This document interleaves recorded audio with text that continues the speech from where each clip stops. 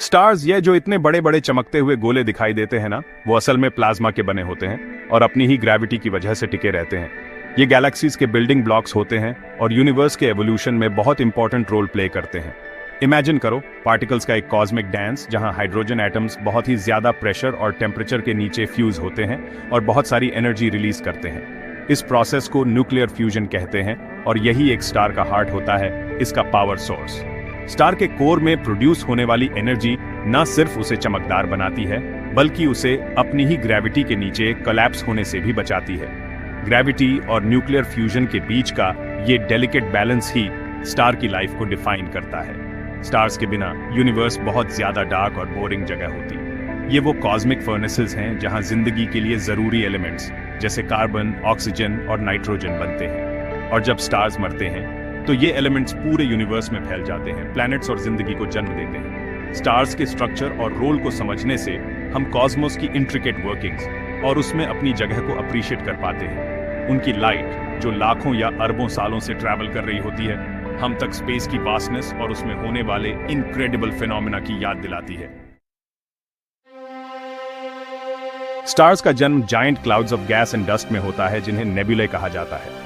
ये stellar nurseries galaxies में हर जगह स्कैटर्ड होते हैं, साइलेंटली अगली जनरेशन के स्टार्स को क्राफ्ट करते हुए। इमेजिन करो एक ठंडा डार्क क्लाउड, एक कॉस्मिक वोम जहां ग्रेविटी धीरे धीरे गैस और डस्ट को अपनी तरफ खींचती है। जैसे जैसे क्लाउड कोलैप्स होता है, यह गर्म होता जाता है और उसके सेंटर में एक प्रोटोस्टार बनने लगता है। यह प्रोटोस्टार बढ़ता रहता है, अपने आसपास से ज्यादा मटेरियल अट्रैक्ट करता है। आखिरकार इसके कोर का टेम्परेचर और प्रेशर इतना इंटेंस हो जाता है कि न्यूक्लियर फ्यूजन शुरू हो जाता है और एक स्टार का जन्म होता है। फिर स्टार अपनी लाइफ के एक लॉन्ग स्टेबल पीरियड में सेटल हो जाता है, हाइड्रोजन को हीलियम में फ्यूज करता है और स्पेस में एनर्जी रेडिएट करता है। लेकिन ये पीसफुल एग्जिस्टेंस हमेशा के लिए नहीं रह सकती। जैसे जैसे स्टार की उम्र बढ़ती है, वह धीरे धीरे अपने हाइड्रोजन फ्यूल को एग्जॉस्ट कर देता है। फिर स्टार हीलियम को भारी एलिमेंट्स में फ्यूज करना शुरू कर देता है, जिससे वह एक्सपैंड और कूल होता है और एक रेड जायंट में ट्रांसफॉर्म हो जाता है। इस स्टेज के बाद स्टार का क्या होगा, यह उसके मास पर डिपेंड करता है।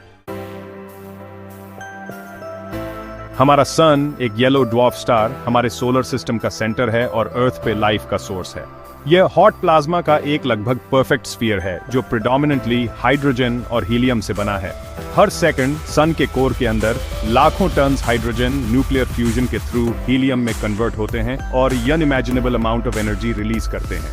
यह एनर्जी बाहर की तरफ ट्रैवल करती है, सरफेस तक पहुंचने में हजारों साल लगाती है और फिर लाइट और हीट के रूप में स्पेस में एस्केप करती है। सन की एनर्जी अर्थ पे सभी लाइफ को सस्टेन करती है, फोटोसिंथेसिस को ड्राइव करती है, वेदर पैटर्न्स को इन्फ्लुएंस करती है और हमें वो लाइट और वार्मथ प्रोवाइड करती है जिस पर हम डिपेंड करते हैं। इसका ग्रेविटेशनल पुल हमारे प्लैनेट और हमारे सोलर सिस्टम के दूसरे प्लैनेट्स को ऑर्बिट में रखता है, उनके सेलेस्टियल डांस को डिक्टेट करता है। सन को स्टडी करके हमें अदर स्टार्स के बिहेवियर के बारे में वैल्यूएबल इंसाइट्स मिलते हैं और हमारे सोलर सिस्टम के डायनामिक्स को समझने में हेल्प मिलती है।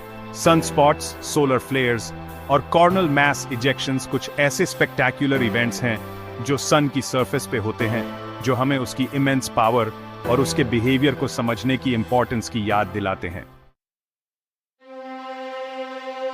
जब एक मैसिव स्टार अपनी लाइफ के एंड पर पहुंचता है तो यह साइलेंटली गायब नहीं होता।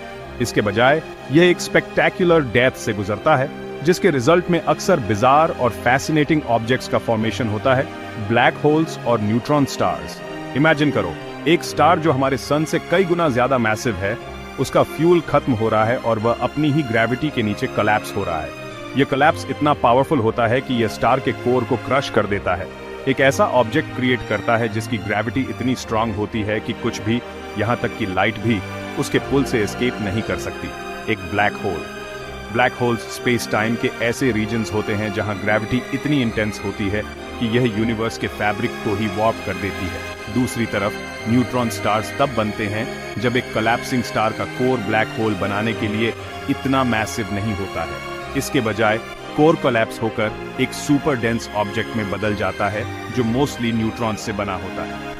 न्यूट्रॉन स्टार्स इनक्रेडिबली डेंस होते हैं। इमेजिन करो पूरे सन के मास को एक सिटी के साइज के ऑब्जेक्ट में स्क्वीज कर दिया जाए। ये स्टेलर रेमनेंट्स हालांकि डेथ से पैदा होते हैं, अपने सराउंडिंग्स को प्रोफाउंड वेज में इन्फ्लुएंस करते रहते हैं, गैलेक्सीज के एवोल्यूशन को शेप करते हैं और यूनिवर्स में प्ले हो रही एक्सट्रीम फिजिक्स के बारे में इंसाइट्स प्रोवाइड करते हैं।